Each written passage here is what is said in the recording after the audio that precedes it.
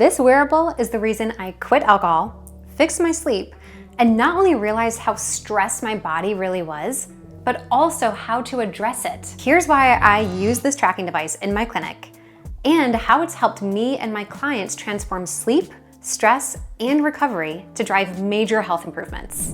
I'm Katie, a functional medicine nutritionist. My practice has helped over 2,500 clients, and we average an 87% improvement in their symptom score. We use data-driven tools like Oura to uncover the root causes of their nervous system and metabolic issues. But why Oura? It tracks the most important data in one place, and I'm all about efficiency. Sleep, stress, activity, and recovery.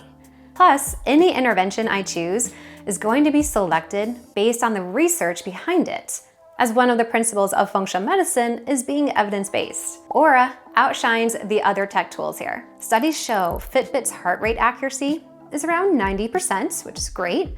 Apple Watch hits about 95%, but Oura measures at 99.6%. For sleep stages, it's even more dramatic. The Apple Watch sits around 53% accuracy, while the Oura Gen 3 is at 79%. And because I'm such a nerd and love experimentation and data, I of course had to do my own sleep lab test. And yes, I paid cash for it. I went to a sleep lab wearing my Oura ring when I got it back in 2018, where there were very few studies at the time on it. Oura's data closely matched the polysomnography results at the sleep lab, especially for deep and REM sleep, which are some of the most important sleep metrics. It did underestimate how long I was awake, but lying still, which is common among all trackers, especially for those with a history of insomnia, such as myself. But don't worry, I have functional medicined my way out of it. And yes, that is a new verb. Once I started tracking consistently, I noticed patterns I could never feel subjectively. My HRV would drop the night after drinking even a single glass of wine. My temperature rose, my resting heart rate stayed elevated. My REM was practically non-existent. The negative reinforcement of dreading seeing how my body was being hurt was enough to make me stop drinking almost entirely. A couple of times a year, I'll have some alcohol if I can finish it before about 4 p.m. I've noticed this gives me time to hydrate and process it out of my system before it impacts my night and therefore more Oura data the next morning. In addition, I realized how sedentary I actually was. I never thought about this being a problem for me because I work out hard 5 days a week and walk my dog daily, but my Oura activity called me out and showed me how damaging my desk job was. Guys, I had a couple days per week where my total steps for the day was in the 3,000s total. So I bought a treadmill to put in my office.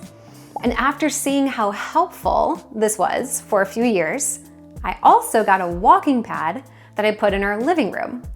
I'm currently using it every Sunday for about 3 hours while I watched a Broncos game. So go Broncos football. Not only is 10,000 steps easy to reach now, but it's also improved my sleep. But one of the coolest features of the ring is in revealing your HRV. HRV is heart rate variability. It's the millisecond difference between your heartbeats. It is letting you know if your heart is beating on a rhythm or if there's a lot of variation. The more variation, the better. That means you have a higher HRV, your body's less in a fight or flight state. Or calculates it using something called RMSSD. And that research has shown that it's a strong reflection of your vagal tone and how resilient your nervous system is. I mean, it's so cool that we actually have a tool where we can measure this using HRV. A meta-analysis found that the average HRV is around 41, with a range between 19 and 75. Among Oura users, the average is also 41, with the median HRV being 34 to 35. Because there's going to be those outliers where their HRV is above 100 skewing the data. Those are usually going to be professional athletes. HRV naturally declines with age, which isn't necessarily something that needs to try to be avoided. It's just something that happens with aging. And I tell clients, aim for an HRV greater than 50 if you're under 50 years old. That's an easy one to remember. and greater than 40 if you're older. Tracking HRV daily helps you identify what supports or strains your body. Things like alcohol, inflammatory foods, poor meal timing, work or relationship stress, or even overtraining, which I've been caught doing a time or two and wondering, why is my HRV so low? I haven't had sugar or gluten or alcohol in a couple weeks. And then I have to realize, I need to slow down a little bit and take a rest day. For me, I've seen my HRV and sleep scores improve when I pray or read scripture before bed, especially before bed. I don't see those things improve overnight if I did it earlier in the day. If I spend quality time with friends, if I use an acupressure mat, or do EFT tapping before bed. It's made me more intentional about what truly restores me. And I can honestly say that I wouldn't have the health I do today without the Oura Ring, nor would I have the conviction that I do when I talk to my patients about these lifestyle factors if I didn't have both the research and the real world data to back it up. When you analyze the data this way, you start spotting invisible stressors. Temperature shifts of plus or minus 1 degree, that's usually your body flagging something like infection, overtraining, overeating, or eating too close to bedtime. Even thyroid or hormonal changes will show up on the app before symptoms appear. Oura makes that feedback loop effortless. You can tag behaviors like late meals or alcohol, screen time, sugar, or travel, and then filter your data and see exactly how each behavior changes your deep sleep or your HRV or whatever variable you want to track over weeks or months. This is how I learned that intermittent fasting helps my sleep and my heart rate by using the tags. Okay, so how do you use this in practice, not just for your own health? Some client portals have an integration with Oura, so all the data will just go right in there and you can see what's going on with your client. Or your client can upload a PDF journal that Oura produces specifically to share with providers. Here's what I coach clients to target: HRV greater than 50, or greater than 40 if they're older, or just work on improving it by 5 to 10 points if it's quite low. You don't want to be setting a goal of 50 for someone who's consistently at 20. Deep sleep greater than 1 hour, or at least 45 minutes for those who are over 70 years old. REM sleep, 1.5 to 2 hours each night. Light sleep, about 50% of all sleep. And for total sleep, greater than 8 hours if you're inflamed or you're training really hard.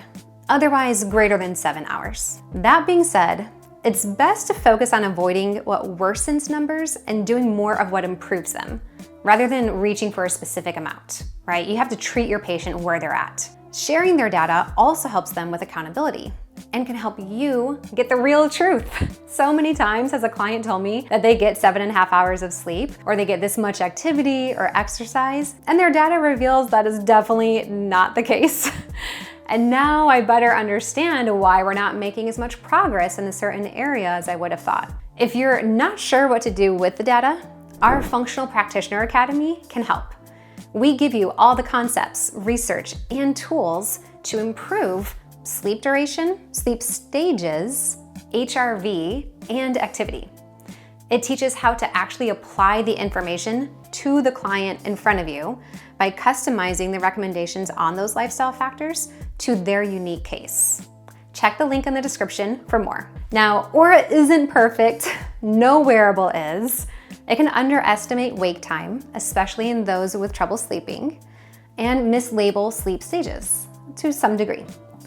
And if you meditate with slow-paced breathing, your HRV will dip temporarily, which is due to your intentional breathing pace, not a sign that you're more stressed. So who gets the most value out of this? Oura is ideal for people who want to see how lifestyle changes, like stress management, I mentioned tapping, acupressure mat, nutrition, or sleep routines affect their physiology. If they're motivated by data or they just need to see evidence. It's especially useful for athletes or anyone managing chronic inflammation or hormonal imbalances, as it tracks ovulation and menstruation with the temperature monitor. The insight it gives into circadian rhythm and recovery patterns makes it one of my favorite tools for root cause health work. I've used many wearables, but Oura has been the most impactful for behavior change.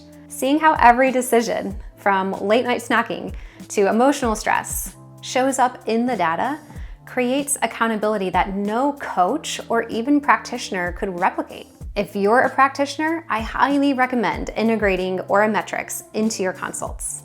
It's objective, it's trackable, it's easy for clients to understand.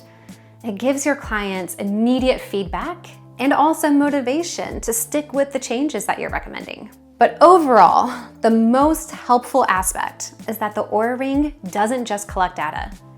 It teaches you how to listen to your body, something that I really used to struggle with. And that's what drives change, right? Intuitive awareness, listening to your body, backed by evidence. I love it.